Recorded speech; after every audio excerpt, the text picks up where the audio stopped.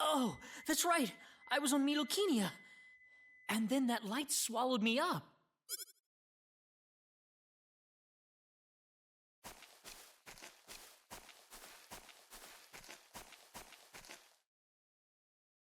I love a good RPG and very much enjoy the Final Fantasy series as well as the subliminal 2.5D Octopath Traveler series that managed to bring the 16-bit SNES era feel to gamers by combining 2D 16-bit sprites with an impressive pixel art 3D rendered worlds and outstanding spell effects.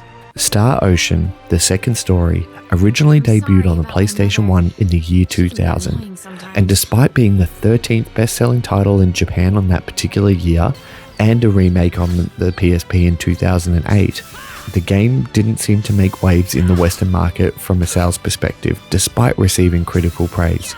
So is it third time's a charm for second story? Let's grab our blasters, fasten our seatbelts, and prepare for hyperspace as we explore this game. Space. The realm of infinite possibility.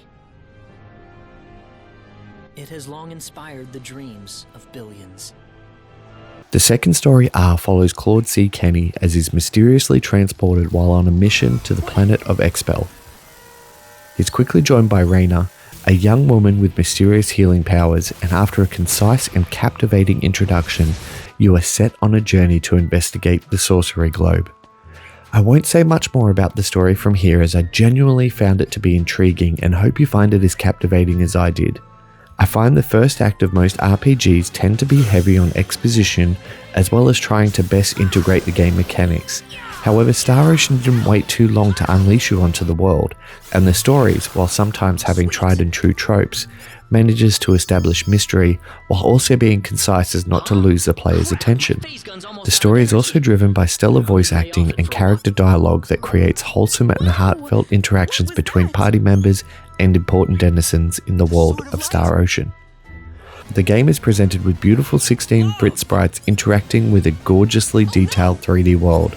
Some enemy encounters may see you fight the same motley crew of baddies, but you are often treated to a boss battle or unique interaction that mixes things up.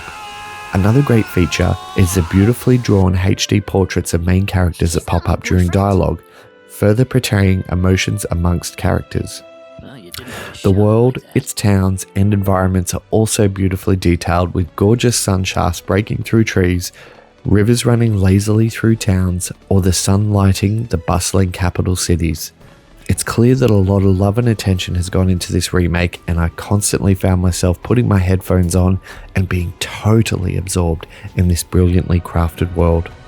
While the overworld operates much like a traditional JRPG, Star Ocean differs in the sense that you can round up and stack enemies to engage in a multi-battle, taking on multiple enemy encounters one after the other for an XP boost. Enemies are shown on the overworld as clouds of smoke of differing colours that indicate difficulty, and can be avoided altogether by running past them or using a handy fast travel feature that I, unfortunately, forgot about until the 10-hour mark. Combat is handled in real time, tapping A to hit enemies or using a well-timed dodge by pressing B. The new feature of this iteration of Star Ocean is the break system used in the Octopath series, which adds some depth and strategy to the game. Breaking bosses can earn you some respite, chain-stunning enemies in epic fashion, allowing you to pull off some larger damage numbers and hopefully thin out the herd. The depth of the combat system goes even further by allowing you to summon out-of-party characters from previous Star Ocean games that help assist in combat. These summons can be assigned to the D-pad and have specifically timed cooldowns that come in handy during the big encounters. Since I haven't played a Star Ocean game before, the nostalgia was lost on me, but fans of the series will be sure to enjoy these cameos and new allies.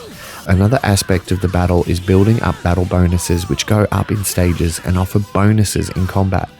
If you are back attacked or have a break inflicted, you lose this bonus and have to rebuild it again, so keep your wits about you and your spells at the ready. You can further enhance your combat abilities by utilizing the IC and specializations mechanic.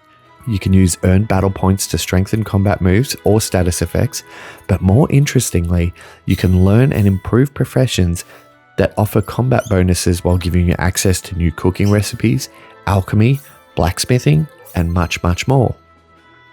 Each profession brings something new to the party, whether it be a low-tier job like customization or a combination of jobs to unlock a tier 3 job like smithing, allowing you to deck your party out in some new gear, turn off or ramp up world map encounters, or work together to haggle prices.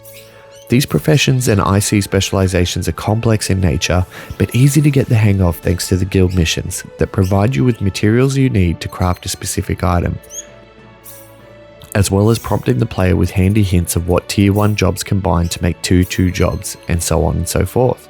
The game also has achievements that tick over from time to time, providing you with additional currency and items that help you on your way. There's a lot to do in Star Ocean Second Story R, and none of it ever seems to drag on or be overly complicated, and I think that's largely in part due to the pacing of the game, never really holding anything back but also not bombarding the player with dialogue box after dialogue box of tutorials. There are multiple endings and secret characters you can recruit should you meet the requirements, and I know I will tackle a second playthrough as Raina to experience a different version of events with a different party makeup when I get some spare time. This remake stays close to the source material while making some great quality of life improvements, such as being able to auto-equip better gear instead of trawling through your inventory to try and find what works best. Star Ocean: The Second Story R is a beautiful adventure with many trials and tribulations as you attempt to uncover the mystery surrounding the Sorcerer's Globe. Its fast-paced and well-implemented combat system means no encounter is a bore, and the intricate specialization system will have you tinkering and improving your party for hours on end. The party dynamics and well-written characters will make you laugh and smile, and the rich world built around them will captivate your imagination. Star Ocean: The Second Story R is a masterclass on how to do a remake, and I highly recommend it to long-term fans and newcomers alike. So, what's it like? Star Ocean: The Second Story R is like Final Fantasy crossed with Octopath Traveler. Be careful. You better be careful. Crash! I award it a 94 out of 100. In the interest of full disclosure, a key was provided for this game, but it doesn't affect my outcome.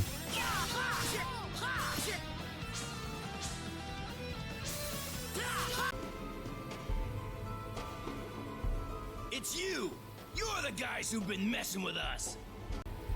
How about you start worrying about your own lives first?